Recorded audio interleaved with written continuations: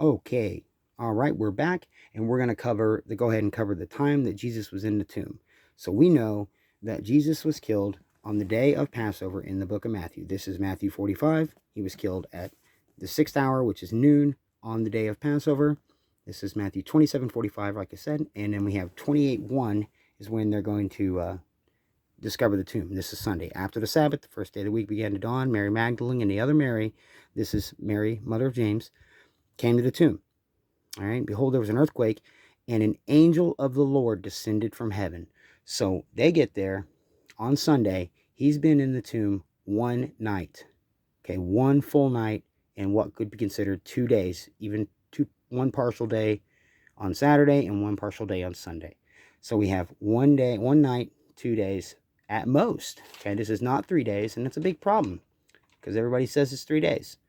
Now we have two witnesses, right? We have Mary Magdalene and Mary, the mother of James. Even though it doesn't say that, that's who they're talking about. And then they're going to see an angel of the Lord. Okay? An angel of the Lord. So this is, there's no issue there. Other than when you see the other three and see what they say. So what does the angel of the Lord say to them? It says, do not be afraid. Go and tell my brethren to go to Galilee, and they will see me. Okay, so Matthew, two women show up. They see an angel of the Lord, and they're told to go to Galilee. Okay, now we're going to see what Mark says. Mark is going to be, where is that Mark scripture at? That is 1542. 1542, right. Okay, now we got the 3rd hour. He's crucified in Mark 15:25. Okay, so we know he's crucified at 9 a.m. He's going to spend the entire day in the tomb, which is good. He spends all of Saturday in the tomb, and then Sunday night and Sunday morning in the tomb. So 1 night and 2 days. Again, 3 accounts are going to be 1 night and 2 days. And when evening came, because it was preparation day, that is the day before the Sabbath. Which is am I missing something here? I'm in Mark, and now I'm reading that because it was preparation day, the day before the Sabbath, even though they clearly already had the Passover meal right here, Mark 14:12. They've already had the Passover meal, but now we're looking at Mark 15:42, and they're saying it's preparation day, so it's still Friday, even though we clearly know it's Saturday when he's buried. I don't know why they're doing it this, because we saw that in morning came and he was taken to Pontius Pilate. Now he is risen. Okay, Sabbath was passed. Mary Magdalene, Mary the mother of James, and Salome. So now we have Salome, right? We have the extra person, and they brought the spices to anoint the dead body, which none of this is the way it goes.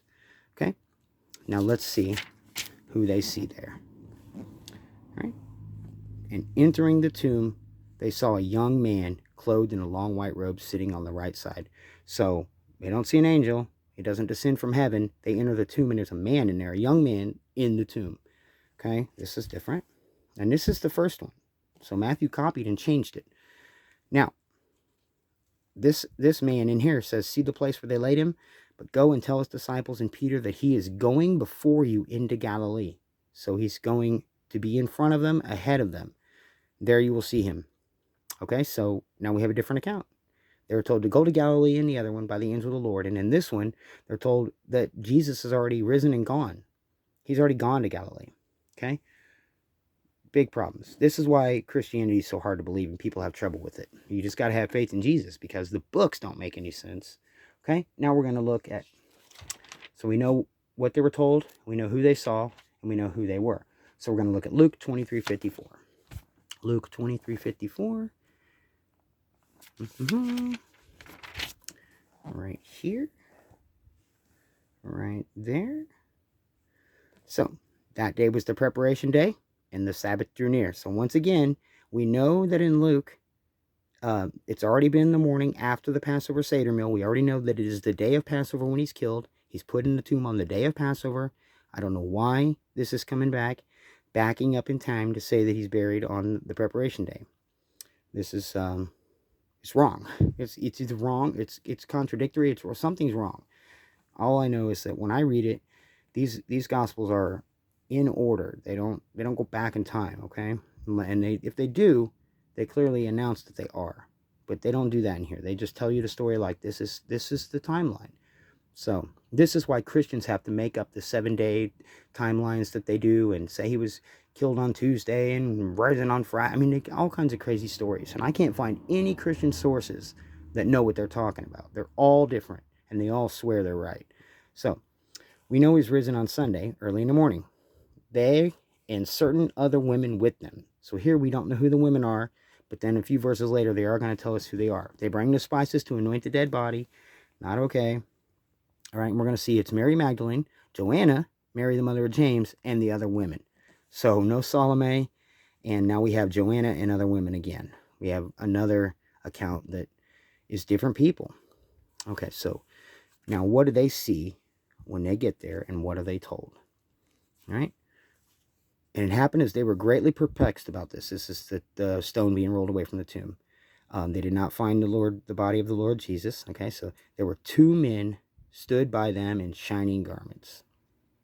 Okay, so not an angel of the Lord descending, not a young man in the tomb. We have 2 men that stood in there in shining garments. So maybe they're angels, I don't know, but there's 2 of them, not one. They didn't descend, they're in the tomb.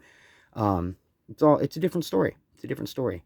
And then they're going to ask why he's seeking the living among the dead, and they're going to give him instructions, right? What instructions do they give him? I can't remember, but I think I wrote it down somewhere. The instructions in Luke. Oh, they don't tell them to do anything, but the disciples stay in Jerusalem. Okay, they don't go to Galilee to either meet Jesus who's already there or to meet him there ahead of time. They just stay in Jerusalem, and then they go to Emmaus, right there, after this. But they don't go there to meet Jesus. They just go. They're traveling to a village 7 miles outside of Jerusalem, it says. So now we're going to look at the Gospel of Mark, or John, and see what it says about this time period. So John 19:31. Now remember, John was the only one who had Jesus dying the day before Passover. Okay, so we're going to see how he comports his ideology into this. Okay? Therefore, because it was the preparation day, so we know, based on the timeline actually makes sense here in John. They say it all makes sense and it's all in the right order. Okay? The body should remain on the cross. They don't want it to remain on the cross for the Sabbath because it was a high day, meaning it's important. It's an important day. Not that it's a super long day or something that I got from one Christian site. That it's the very important part of this holiday, of this ceremony, okay?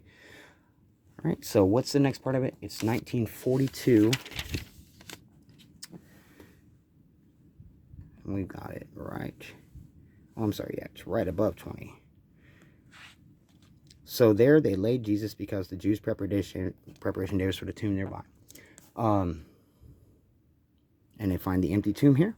So this time period is going to make more sense. He's going to be in there on the Saturday night, the Sunday night, so that's 2 nights, and he's going to be in there on the Friday during the day, the Saturday during the day, and the Sunday during the day. So there's your 3 days. 2 nights, 3 days in John, and it's the only one that has this account. The others are much shorter.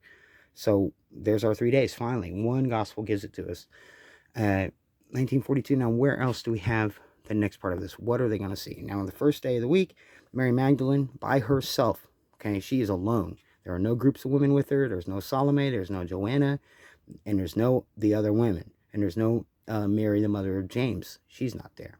Okay, she goes to the tomb, and it's still dark. She sees the stones gone. She ran back to Simon. Okay, she ran back to Peter and told her about what had happened. And then Peter goes out and says, what? He goes out there and sees that it's happened too. They see the cloths laying around, and they see that Jesus is gone. They see no people. They are given no instructions. They know nothing about what has happened. Now, what happens at the end of that? Mary sees the risen Lord. She stays at the tomb while the others leave. And she is standing outside the tomb, weeping. And as she wept and looked into the tomb, she saw 2 angels in white sitting, one at the head and the other at the feet where the body of Jesus had lain. Okay, so we have 2 angels in this one. No angel coming down, no young boy in the tomb, no 2 guys dressed up in white linens in there that are all shiny. Just two angels in there after everybody leaves. She's by herself. This is why some people think Mary Magdalene invented Christianity. And I'm leaning towards that too. Then Jesus comes to her. Okay? There's another man she thinks is the gardener, and he asks about her crying, and she says blah blah blah to him, and he says something to her, Mary, and she goes Rabboni, like she recognizes him now. So we have 4 different accounts. This is crazy stuff. We have different times in the tomb. We have different days he's being crucified. Different times he's being crucified. We have different instructions given to each group that shows up in each gospel. 2 of them, there's no instructions.